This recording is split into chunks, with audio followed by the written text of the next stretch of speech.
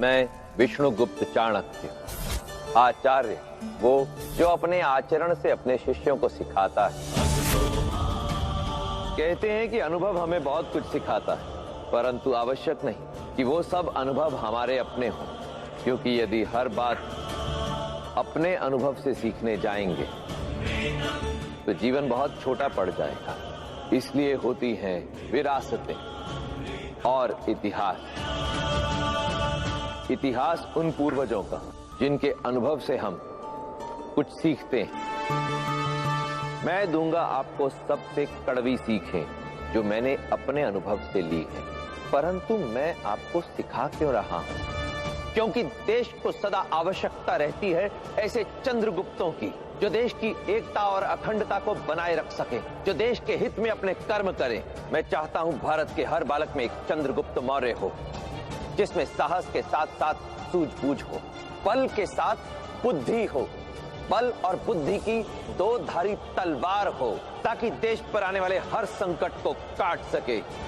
तो सज्ज रहिए मेरी नीतियां जानने के लिए और अपनी नियति बनाने के लिए।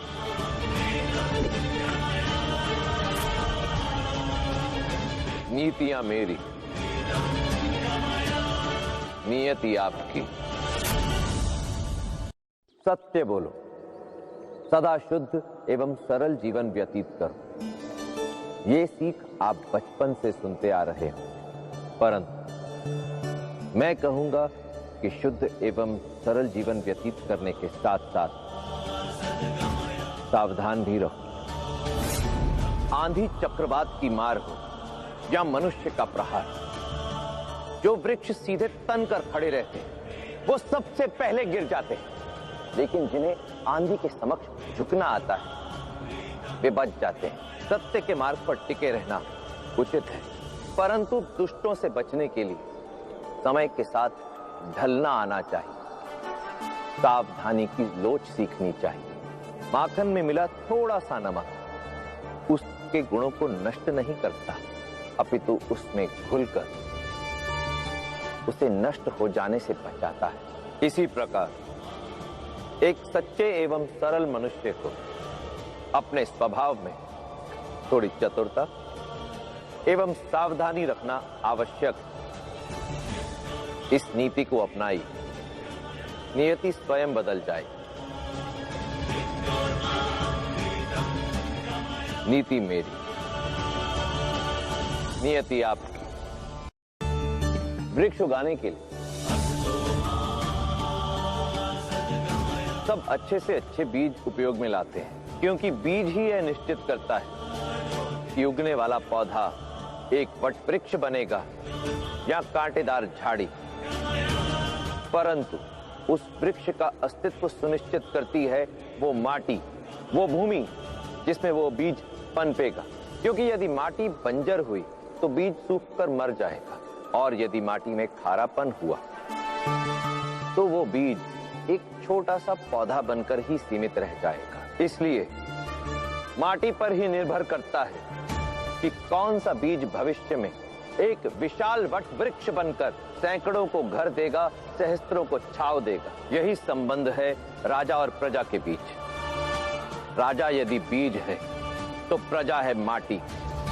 इसलिए यदि श्रेष्ठ शासक से उत्तम शासन पाना है तो प्रजा को स्वयं सावधान रहना होगा, निरंतर स्वयं पर कार्य करते रहना होगा, क्योंकि राजा इसी रज्जु से बनता है।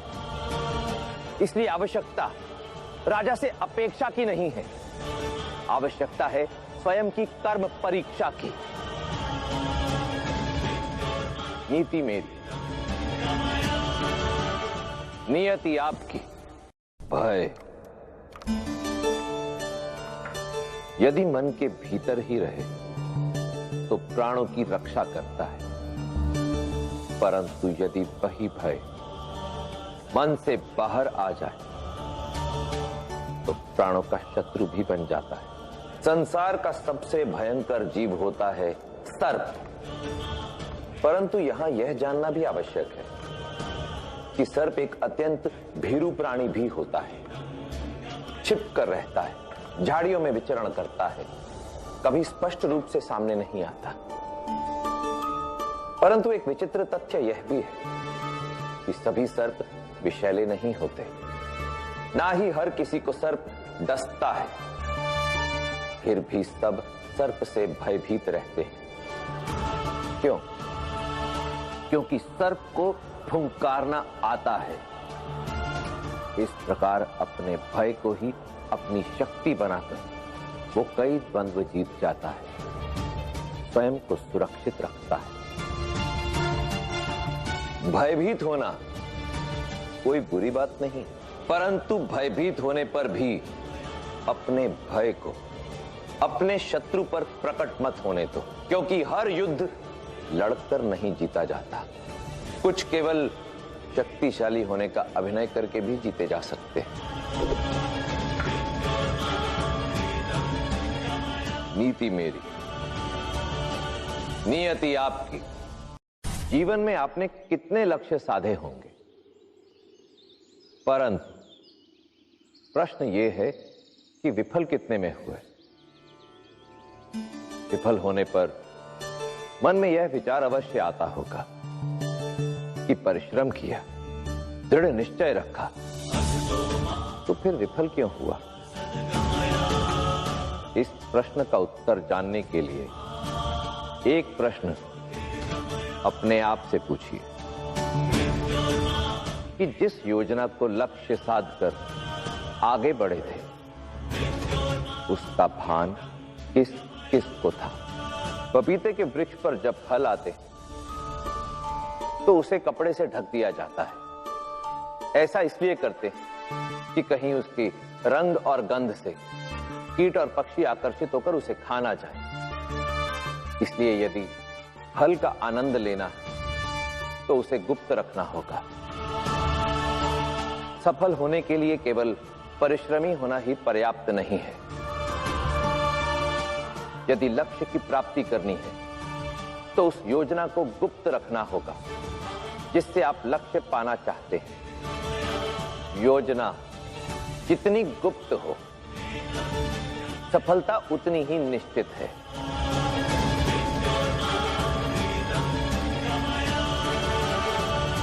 नीति मेरी, नियति आपकी। रत्न यदि अपने पास हो तो आभा बढ़ाता है, परंतु यदि सामने वाले के पास हो तो आंखें चुंधिया देता है। यदि स्वयं के पास हो तो मुकुट में लगकर ऐश्वर्य बढ़ा देता है, परंतु यदि शत्रु के पास हो तो विष बनकर काट भी सकता है। बुद्धिमान एवं उत्तम व्यक्ति भी हीरे के समान होते हैं।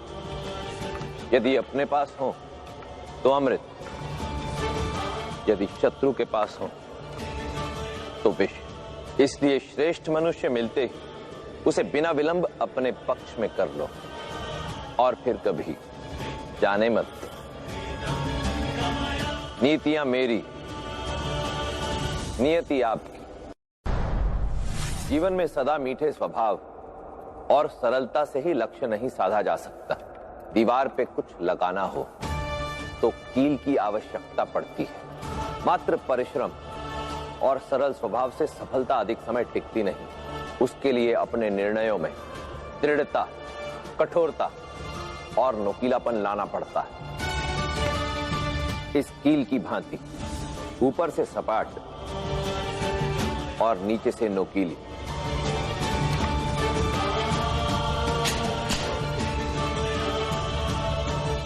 परामर्श लेते समय सरल रहो, परंतु उसे कार्य रूप देते समय नुकीले और दृढ़।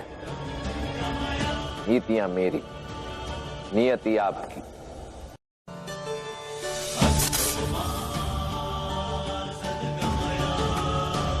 यदि आपको सर्प दिख जाए तो आप क्या करेंगे? या तो उससे दूर हो जाएंगे या उसे मार डालेंगे, परंतु किसी भी अवस्था में पालेंगे नहीं। दुर्जन का भी यही योग है। दुर्जन व्यक्ति प्रत्येक अवस्था में आपके लिए समस्या ही उत्पन्न करेगा। या तो भयभीत करेगा या समाप्त, और दोनों ही दशा ठीक नहीं। दुर्जन व्यक्ति की दुर्जनता समझ आ जाने पर केवल एक ही मार्ग शेष रहता है, उसका अंत। जीवन में यदि कभी एक सर्प और दुर्जन व्यक्ति के बीच किसी एक पर भरोसा करना हो तो सदैव सर्प का ही चुनाव करें, क्योंकि सर्प केवल तभी डसता है जब उस पर प्राणों का संकट हो, परंतु दुर्जन व्यक्ति अपने स्वार्थ के कारण पग पग पर आपको हानि पहुंचाने से पीछे नहीं हटेगा। नीतियां मेरी, नियति आपकी। यदि अतिथि बनकर कहीं जाओ तो अच्छा लगता है, मान सम्मान प्राप्त होता है, आदर सत्कार होता है, और फिर धीरे धीरे आप अपने घर से तुलना करना आरंभ कर देते हैं और फिर अपने घर को तुच्छ समझने लगते हैं। जिस देश में आदर ना हो, ज्ञान ना हो, आजीविका के अवसर ना हो, उसका त्याग कर देना चाहते हैं, परंतु यदि अपना घर असुंदर हो तो उसका त्याग नहीं करते, उसे ही सुंदर बनाते हैं, उसे सजाते हैं। यदि आपके देश में सम्मान नहीं, आजीविका के अवसर नहीं, तो कहीं ना कहीं दोषी आप भी। ऐसी अवस्था में विदेशों की तुलना में अपने देश को हे या छोटा मत समझो, यही ज्ञान फैलाओ, यही आजीविका के अवसर उत्पन्न करो, यही सम्मान पाओ, क्योंकि दूसरे का घर कितना भी अच्छा क्यों ना, नींद सदा अपने ही बिस्तर पर आती है। नीतियां मेरी, नियति आपकी। हाथी को वश में करने के लिए अंकुश उपयोग में लाया जाता है और अश्व को संतुलित करने के लिए लगाम। परंतु यदि हाथी पर लगाम कसकर उस पर सवारी करने का प्रयास किया जाए तो सवार गिर सकता है, और यदि अश्व पर अंकुश से प्रहार किया तो अश्व धराशायी हो सकता है। जैसे हर देवता को प्रसन्न करने की एक भिन्न प्रक्रिया होती है, उसी प्रकार भिन्न प्रतिद्वंद्वियों को एक ही अस्त्र से वश में नहीं किया जा सकता। भिन्न भिन्न व्यक्तियों के साथ उनके स्वभाव और आवश्यकता के अनुसार ही व्यवहार करना चाहिए। कोई समझाने से समझे, कोई लोभ के लालच में साथ देगा, कोई दंड से मार्ग पर आएगा, तो किसी को भेद से तोड़ना होगा। स्मरण रहे, शिव के मंदिर में नारायण की आरती नहीं गाती, जैसा देवता वैसी पूजा। नीतियां मेरी, नियति आपकी। युद्ध साम्राज्य का हो या जीवन का, तलवार और ढाल का मेल जोल अत्यंत आवश्यक है। तलवार मयान से निकलते समय स्वर निकालती है, परंतु ढाल मौन रहती है। तलवार आगे बढ़कर शत्रु पर प्रहार करती है, परंतु ढाल पीछे हटकर हमारा बचाव। युद्ध भूमि में तलवार शत्रु का रक्त बहाती है, वहीं दूसरी ओर उसी युद्ध भूमि में ढाल हमारा रक्त बहने से बचाती है। जो केवल तलवार के भरोसे रणक्षेत्र में उतरते हैं, वो या तो युद्ध हारते हैं या अपने प्राण। अपने सहायकों में केवल तेज तर्रार और पैनी बुद्धि वाले व्यक्तियों को ही ना रखें, दृढ़ और मौन रहने वाले व्यक्तियों को भी रखें। जब ये दोनों आपके पक्ष में होंगे, तभी होगी जीत आपकी। नीतियां मेरी, नियति आपकी। नेतृत्व केवल एक ही श्रेष्ठ है। अपने शरीर को देखो, 2 आंखें, 2 हाथ, 32 दांत, 20 अंगूठे अंगुलियां, सैकड़ों तंत्र, परंतु मस्तिष्क केवल एक और इसी एक मस्तिष्क के निर्देशों पर शरीर के सभी अंग सुचारू एवं संतुलित रूप से कार्य करते हैं। परंतु यदि मस्तिष्क एक से अधिक हो तो शरीर या तो विकृत हो जाता है या फिर रोगी। इसलिए आंख, नाक, हाथ, कान, पांव की भांति सहायक एवं सुझाव देने वाले कई रखें, परंतु नेतृत्व एवं निर्णय लेने का अधिकार यदि केवल एक व्यक्ति के हाथ में हो तो तंत्र संतुलित रहता है और ध्येय की प्राप्ति होती है। नीतियां मेरी, नियति आपकी। कभी सोचा है आपने कि क्यों हीरे को मुकुट में धारण किया जाता है? क्यों इसे आभूषण बनाकर गले से लगाते हैं? क्यों इसे मार्ग में फेंक नहीं देते? क्योंकि अंततः है तो ये भी एक पत्थर ही। क्या केवल इसलिए कि ये देखने में सुंदर है? सुंदर तो फूलों की पत्तियां भी होती हैं। तो फिर इन्हें क्यों मार्ग में बिखेरा जाता है, पैरों तले रौंदा जाता है? कारण है कठोरता। यदि हीरे को पांव तले रौंदने का प्रयास भी किया तो पांव की वो दुर्दशा कर देगा कि फिर कभी पांव रखने के लिए धरा नहीं मिलेगी। इसीलिए हीरे को मान से सर पर रखा जाता है। प्रतिभाशाली व्यक्ति भी हीरे की भांति होता है। यदि सम्मान दोगे तो यश फैलाएगा, और यदि अपमान किया तो घायल कर देगा। इसलिए प्रतिभाशाली व्यक्ति का कभी अपमान नहीं करना चाहिए। नीतियां मेरी, नियति आपकी। सुरक्षा के लिए लोग समूह में यात्रा करते हैं।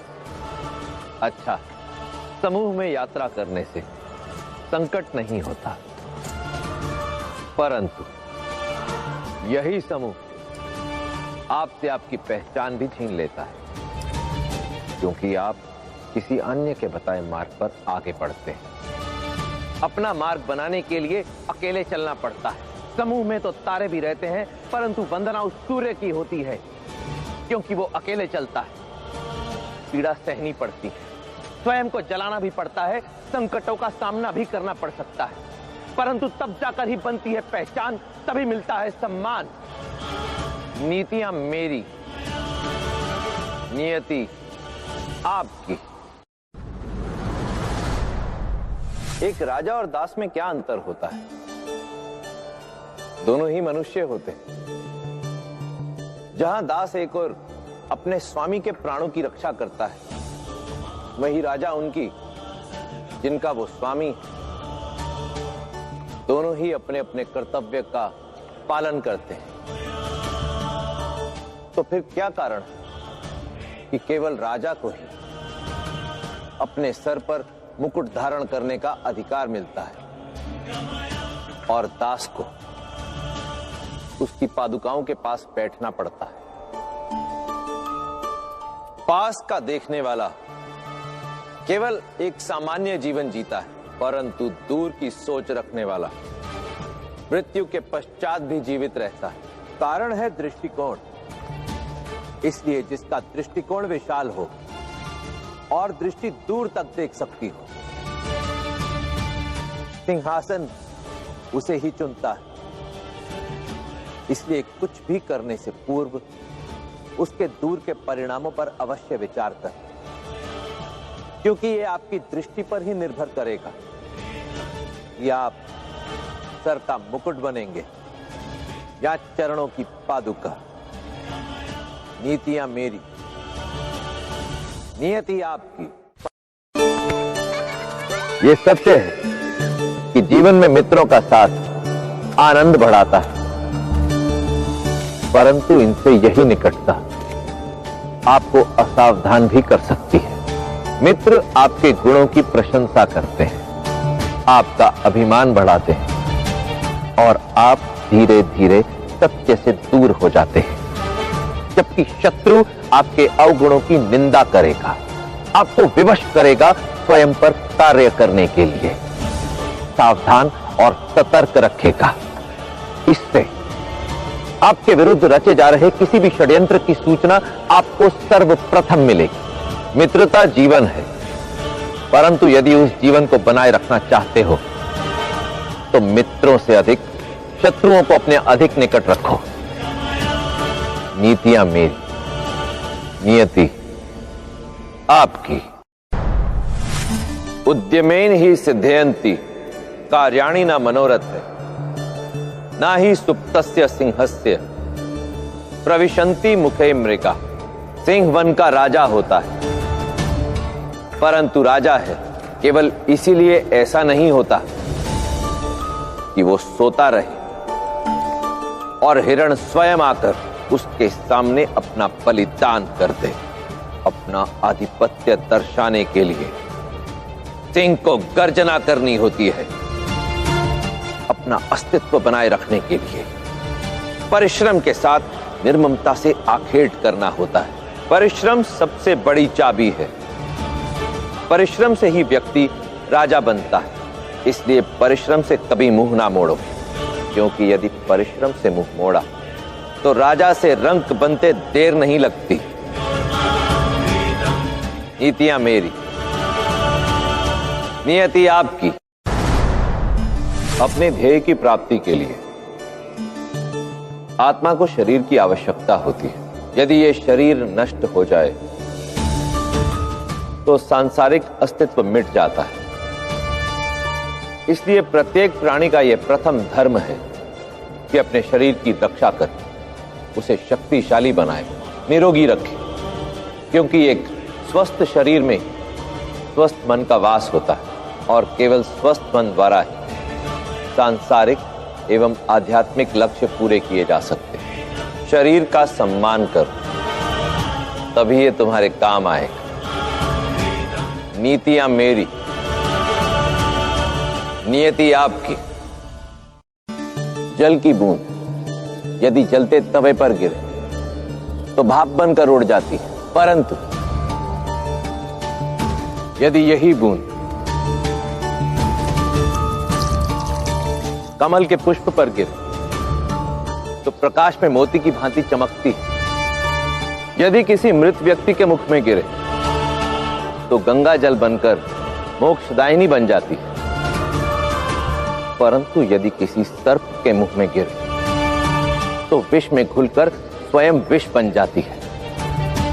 प्रत्येक परिस्थिति में जल तत्व एक ही अंतर है तो केवल संगति का। संगति जब जल की बूंदों की नियति बदल सकती है तो मनुष्य की क्यों नहीं। इसलिए सदा उचित संगति का ही चुनाव करो, क्योंकि यदि सर्प की संगति करोगे तो या तो डसे जाओगे या स्वयं विष बन जाओगे। संगति ही हमारी नियति निर्धारित करती है। नीतियां मेरी, नियति आपकी। बीता हुआ कल और आने वाला कल दर्पण में दिख रहे इन प्रतिबिंबों की भांति होता है। लगता है कि हाथ बढ़ाकर उसे पकड़ लो, परंतु वो सदा हमारी पहुंच से बाहर रहता है, प्रतिबिंब की भांति छलता है। बीते हुए कल में मिली असफलता की निराशा या आने वाला कल जो अभी आया भी नहीं, उसमें मिलने वाली सफलता की आशा में व्यक्ति सदा उस पल का नाश कर देता है जिसे आज कहते हैं। वो आज जिसे यदि उचित प्रकार से ना जिया गया तो कल दुख देने वाला बीता हुआ कल बन जाएगा, और यदि आज नष्ट हुआ तो आने वाला कल भ्रष्ट होना निश्चित है। इसलिए आज को संवारो, जो बीत गया उसे भूल जाओ, जो हुआ नहीं उसकी चिंता मत करो, क्योंकि यदि कल की चिंता की चिता आज सजाओगे तो जीवन श्मशान बन जाएगा। नीतियां मेरी, नियति आपकी। दूध में नींबू की कुछ बूंदें डालते ही दूध फट जाता है, परंतु उसी दूध में कितनी भी खांड डालो ये नहीं फटता।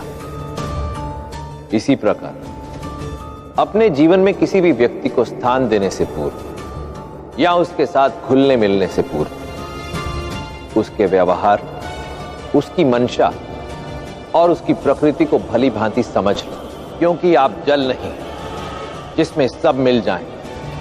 इसलिए सतर्क रहो, क्योंकि धूर्त की संगति का मूल्य आपको वैसे ही चुकाना पड़ सकता है जैसे दूध नींबू में मिलकर चुकाता है। नीतियां मेरी, नियति आपकी। ये मोती देख रहे हैं आप? जिस सीपी में इस मोती ने अपना घर बसाया है, कभी वो सीपी भी एक जीता जागता जीव हुआ करती थी, परंतु उससे एक भूल हो गई, और वो भूल ये थी कि इसने अपने भीतर माटी के एक छोटे से कण को प्रवेश करने दिया। प्रवेश करने के पश्चात उस माटी के कण ने धीरे धीरे इस सीपी में रह रहे जीव के रस का उपयोग स्वयं करना आरंभ कर दिया, और उसके पश्चात धीरे धीरे सीपी में रह रहे उस जीव का अस्तित्व समाप्त होता चला गया और निर्माण हुआ इस मोती का। इसी माटी के कण की भांति शत्रु छोटा हो अथवा दुर्बल, अवसर मिलने पर अत्यंत घातक सिद्ध हो सकता है। इसलिए अपने शत्रुओं पर सदैव अपनी दृष्टि तो बनाए रखें, परंतु उन्हें अपने अधिक निकट ना आने दें, अन्यथा अपना अस्तित्व खो बैठेंगे। नीतियां मेरी, नियति आपकी। ये रुद्राक्ष है, कहते हैं महादेव के अश्रु। यदि कभी आए तो उन्हें स्वयं पोंछ लो, क्योंकि यदि किसी और को उन्हें पोंछने दिया तो वो आपका उपयोग करेगा। आपकी दुर्बलता को भांपकर पहले सहानुभूति दिखाएगा और फिर बदले में बहुत कुछ ले जाएगा। इसलिए अपनी दुर्बलता को अपने अश्रु कभी मत बनने दो, उसका भान किसी को मत होने दो। स्वयं पर एकांत में कार्य करो और अपनी दुर्बलता को अपना बल बनाओ। महादेव के रुद्राक्ष की भांति अपने अश्रुओं को, अपनी दुर्बलता को एक अलग रूप दो। स्मरण रहे, यदि अपनी दुर्बलता औरों को दिखाई तो ये असफलता की ओर आपका प्रथम पग होगा। नीतियां मेरी, नियति आपकी। अनेकों नदियों का मीठा जल समुद्र में प्रवाहित होता है, तब भी समुद्र का जल खारा ही रहता है, क्योंकि यही समुद्र की प्रवृत्ति है। इसी प्रकार एक धूर्त व्यक्ति के साथ कोई कितना भी मीठा व्यवहार क्यों ना कर ले, धूर्त व्यक्ति से उसकी प्रवृत्ति के विरुद्ध अच्छे व्यवहार की अपेक्षा करना व्यर्थ। इसलिए प्रयास सदा उसी दिशा में करें जिससे मनचाहे उद्देश्य की प्राप्ति हो। नीतियां मेरी, नियति आपकी। वन में विचरने वाले अधिकांश पशु पक्षी अपने भरण पोषण के लिए शिकार करते हैं। कभी सफल होते हैं, कभी असफल, किंतु एक शिकारी है जिसका वार कभी खाली नहीं जाता। बाज। और बाज सदा सफल इसलिए होता है क्योंकि उसके प्रत्येक शिकार के पीछे एक योजना होती है। अपने शिकार को देखकर तुरंत उस पर हमला नहीं करता, केवल दृष्टि बनाए रखता है। घंटों दिनों तक निरंतर इतनी ऊंचाई से उसके इर्द गिर्द मंडराता रहता है कि शिकार को उसका भान तक नहीं होता। और फिर उचित समय आने पर एक झपट्टा और शिकार मृत्यु के मुख में। इसलिए यदि जीवन में भी सफल होना चाहते हो तो धैर्य के साथ योजना बनाओ और फिर उचित समय आने पर अपनी पूरी क्षमता के साथ लक्ष्य पर प्रहार करो। नीतियां मेरी, नियति आपकी। यदि मैं आपसे कहूं कि इस कटार की सहायता से इस अग्नि को बुझा दो या इस कमंडल में उपस्थित जल से इस वस्त्र को काट दो, तो क्या यह आपके लिए संभव होगा? कभी नहीं, क्योंकि अग्नि को जल बुझाता है और वस्त्र को काटने के लिए आवश्यकता होती है तीक्ष्ण धार की। इसी प्रकार जीवन में शक्ति और संसाधन अर्जित करना ही पर्याप्त नहीं होता, उन्हें उचित समय और स्थान पर उचित प्रकार से उपयोग में भी लाना होता है, तभी प्राप्ति होगी योग्य फल की।